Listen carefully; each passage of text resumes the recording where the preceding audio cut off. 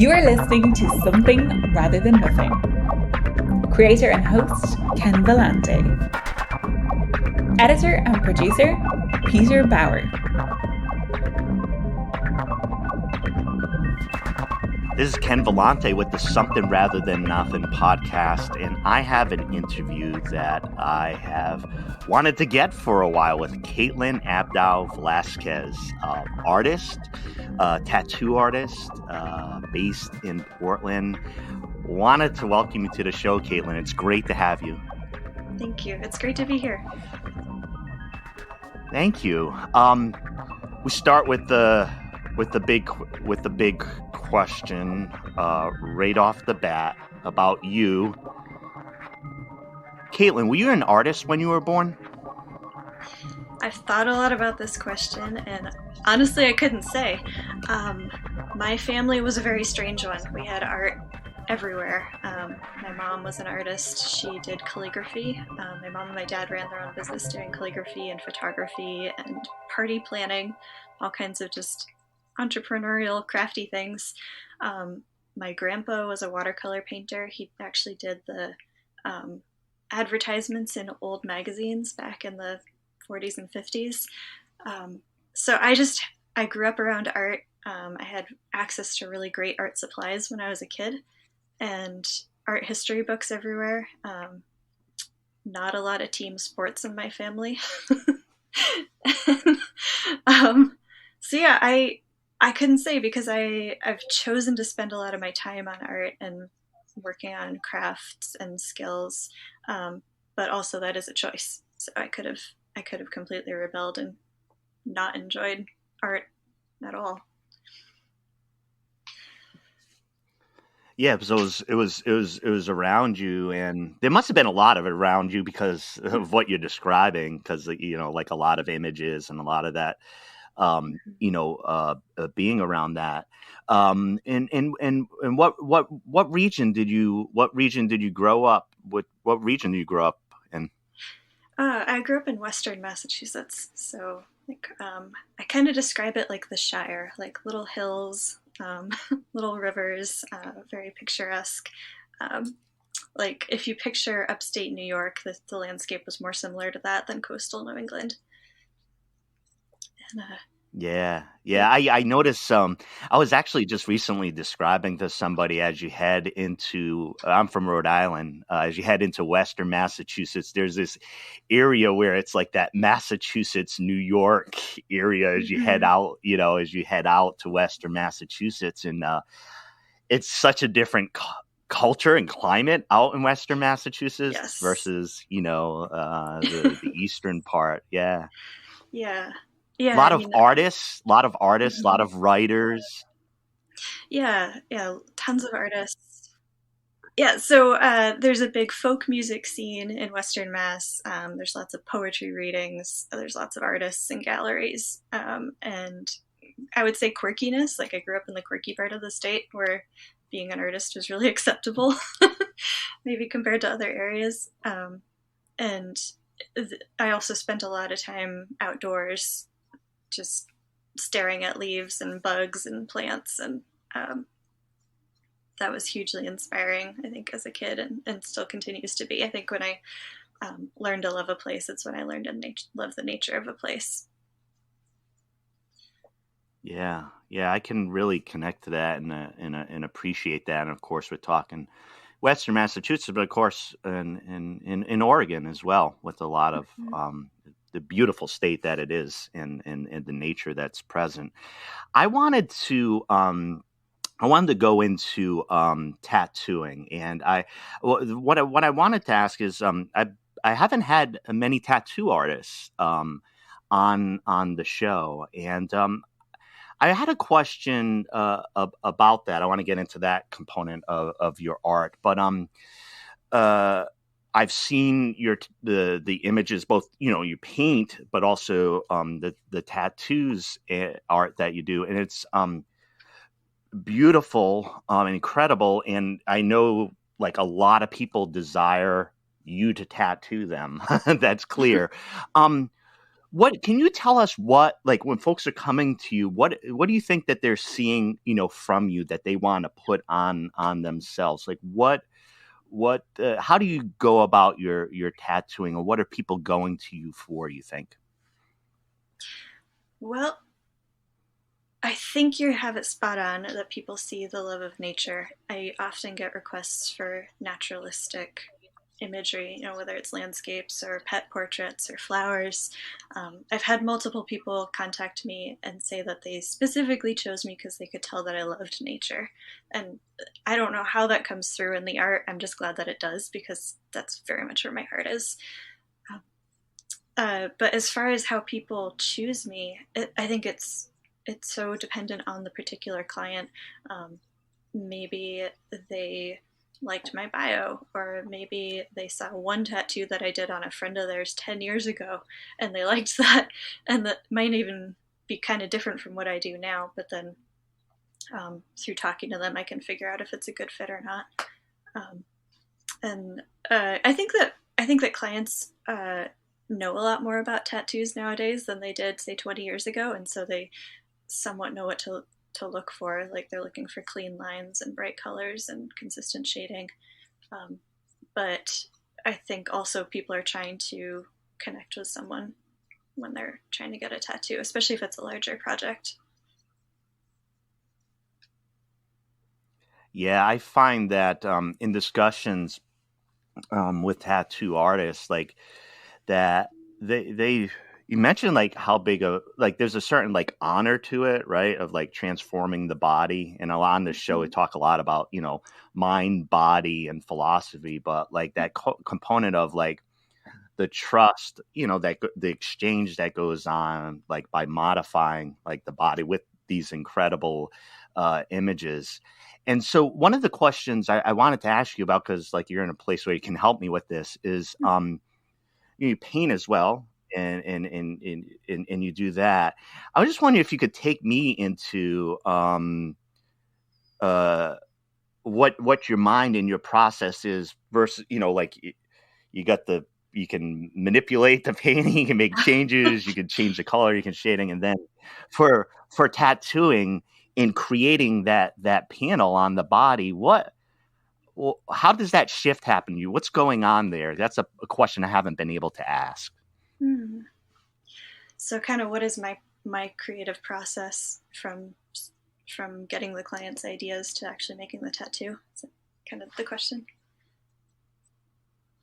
Yeah. Okay. So I think of myself as a creative problem solver. I think of tattooing as a lot of logistics, and I think that makes me a little bit more of a left brain artist than lots of folks are. So it's almost like production design, where I get the person's idea. I get an idea of the area of the body they'd like the piece to go. I will often take a picture of that body part, like say it's your upper arm. I'll have them kind of stand relaxed and take a good photo of that portion, kind of mark up the picture where the tattoo is going to go. And then I source a bunch of images for inspiration and reference. Say it's going to be a cat portrait. I'll have the client send me a few different photos of their cat. Usually I go for what's in the best lighting and the clearest. That's sometimes hard to get.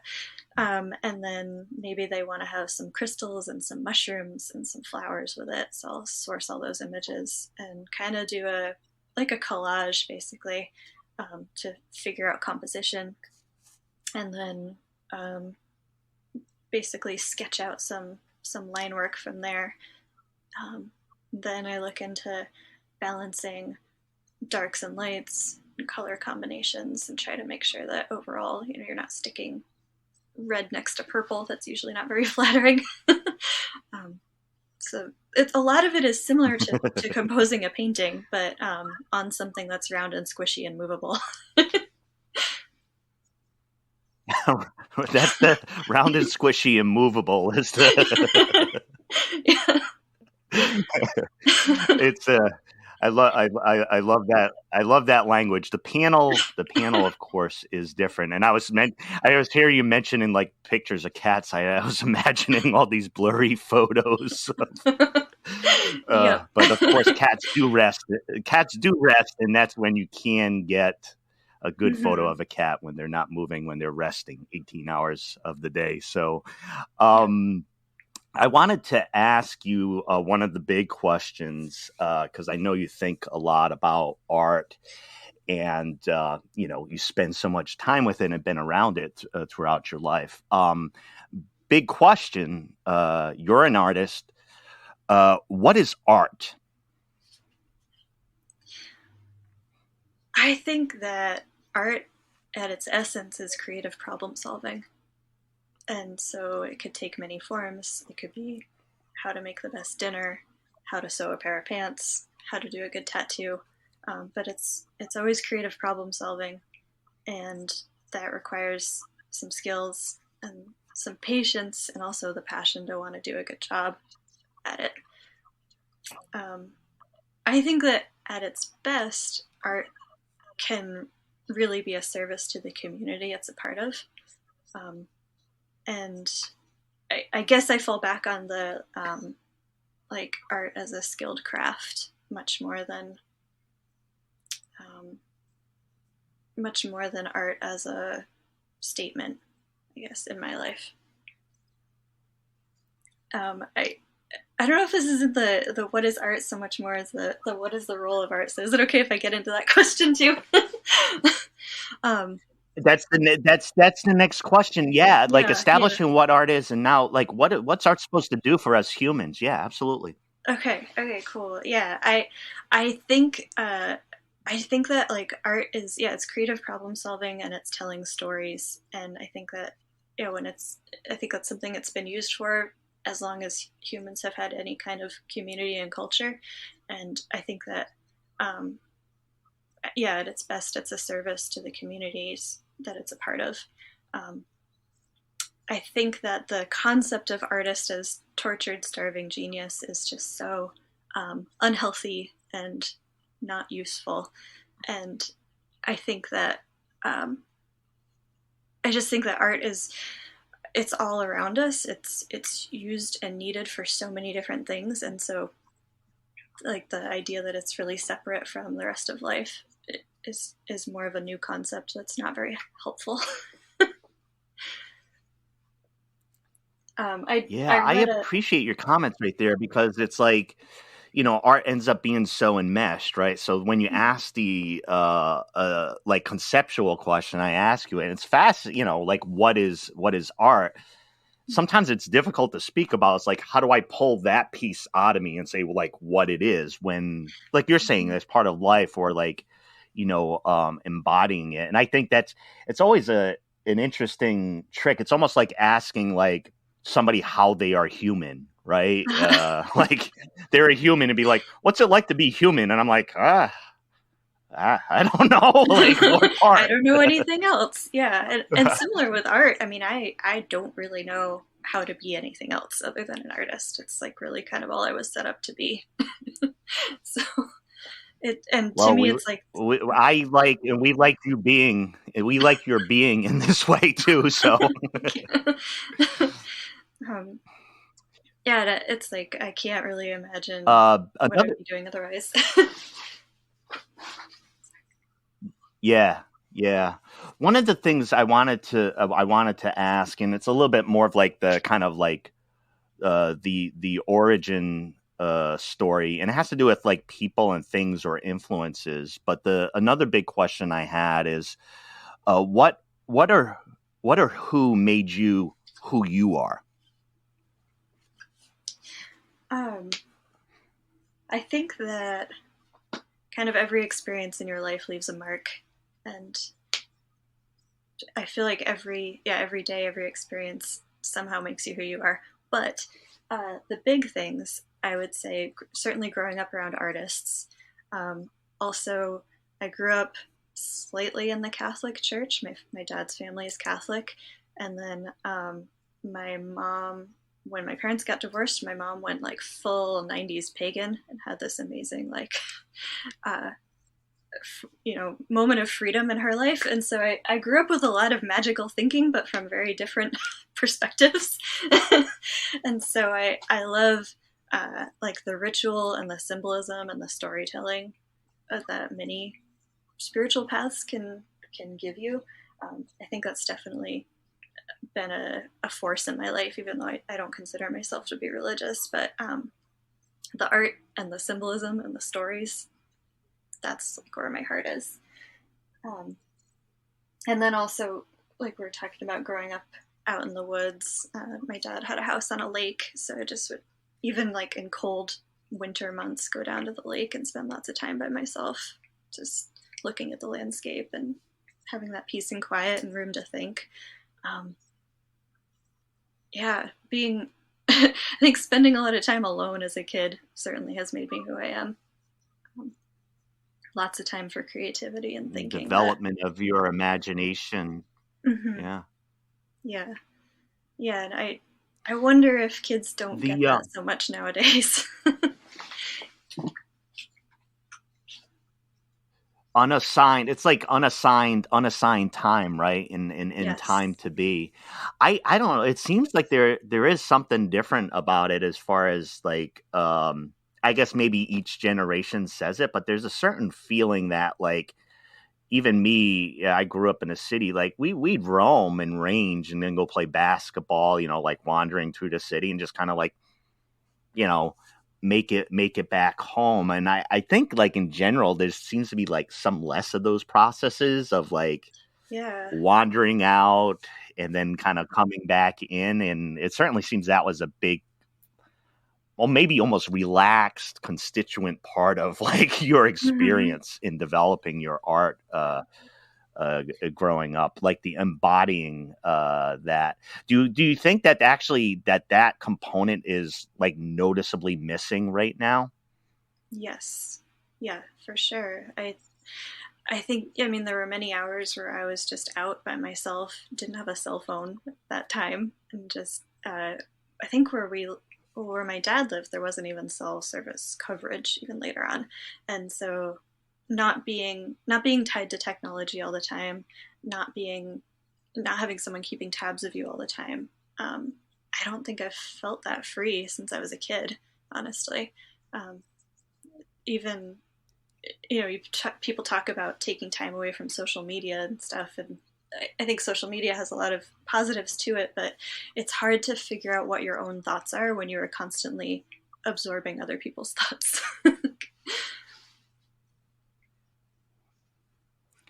There's been a lot of changes that I've seen within tattooing, both in its popularity and just folks making that choice to become tattooed.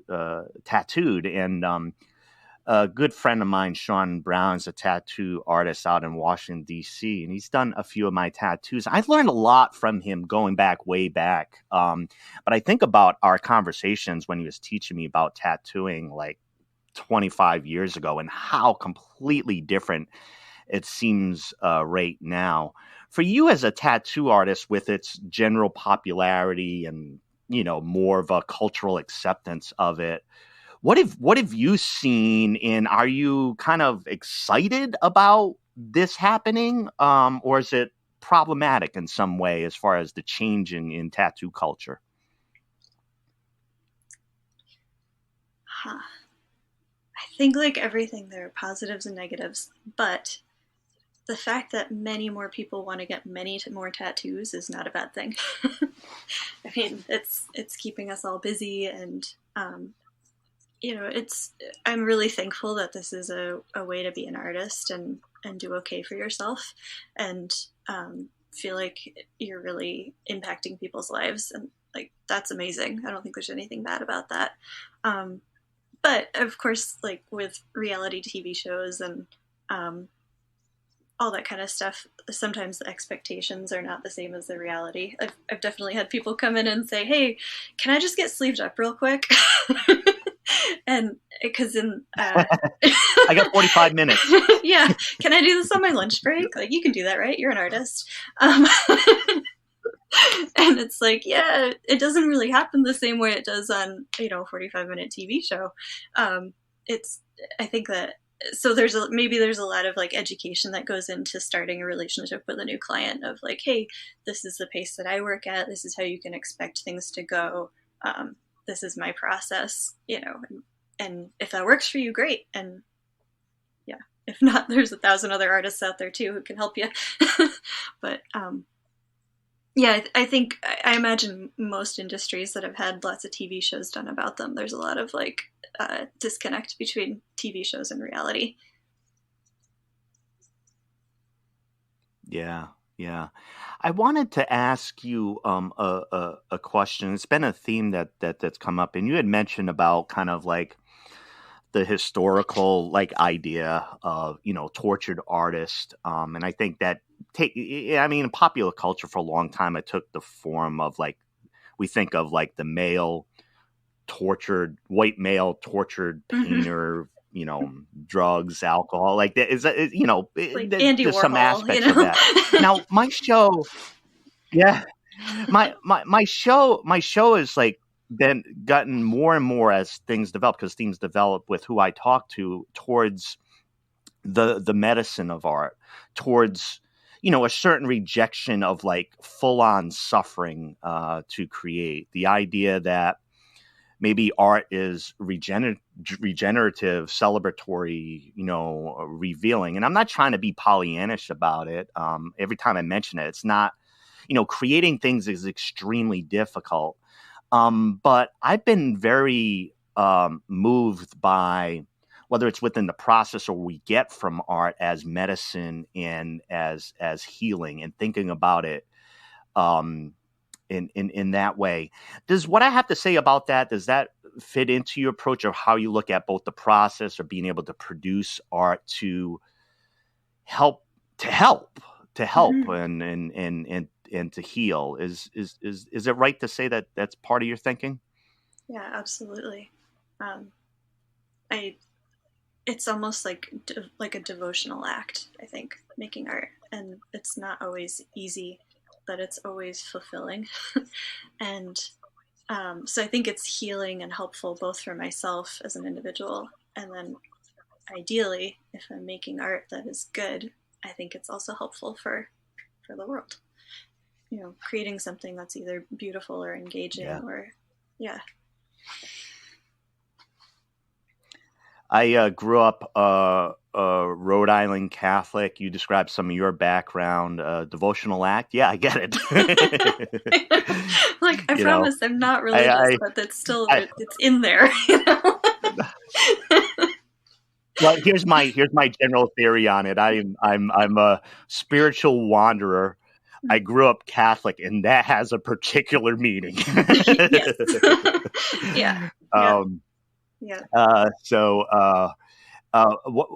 I wanted to ask a big question. The podcast name, about, since we're speaking about big concept, is I wanted to know why Caitlynn Abdow Velasquez, why there is something rather than nothing.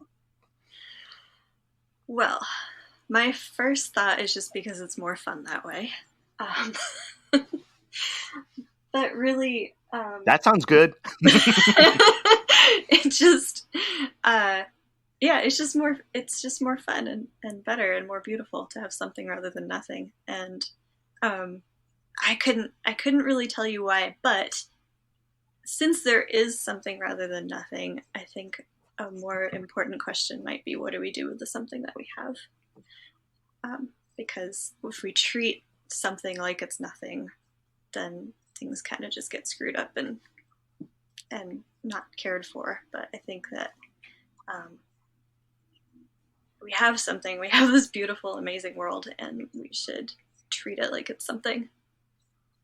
That might be really cheesy, but that's where my heart's at too. Well, this question provokes, because so profound, provokes discomfort. And I think the only release from it is that, that my last episode won't give the answer whenever that happens to be, But I do enjoy it, and I love your answer. I mean, it really has to do, we're creators, whether creators and magicians and making things and trying to do things. There is a real practical answer that I hear a lot is like, this is what we got. This is what we're trying to do. And I don't know, there's a general, at least I feel humble about it. I don't know. Like, I'm glad there's this stuff here. Not sure why, but I'm going to manipulate it while I'm here and it's here. Right. Mm-hmm.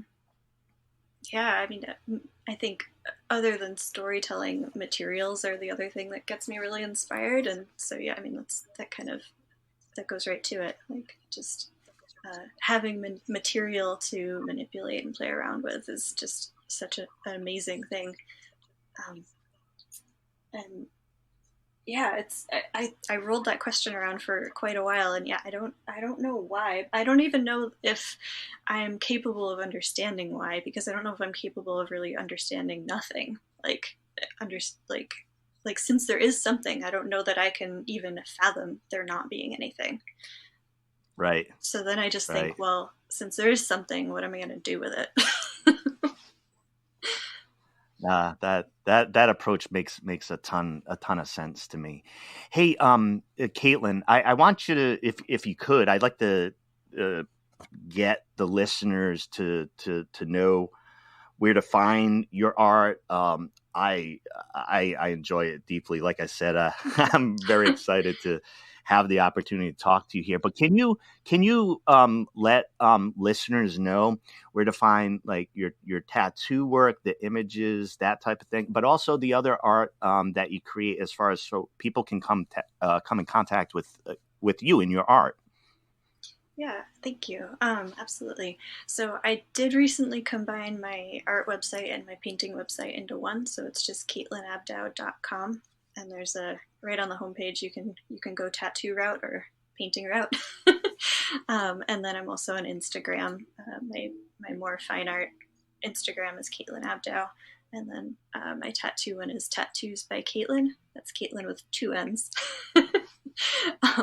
Yeah, those are the best ways to find me. And I will be reopening my books for new tattoo clients mid-November.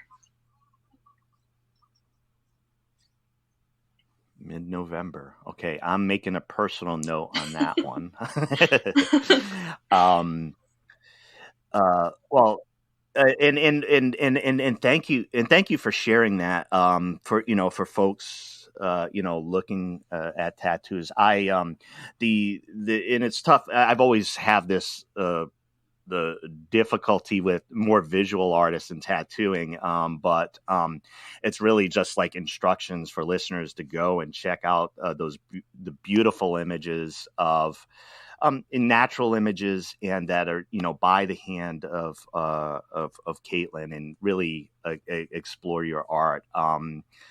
I intend in my life soon to have a Caitlynn Abdow Velasquez piece of art on me. That'll take some time to get to. I wanted to get your answers to why there's something rather than nothing and what is art first.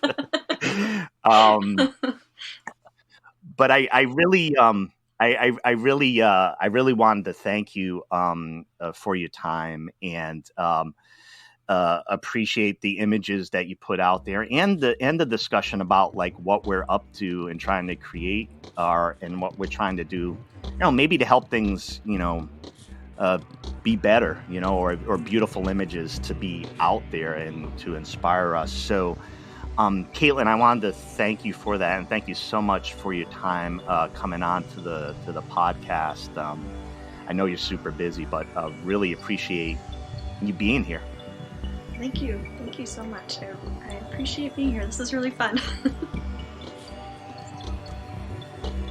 Thank you so much, Caitlynn. Thank you.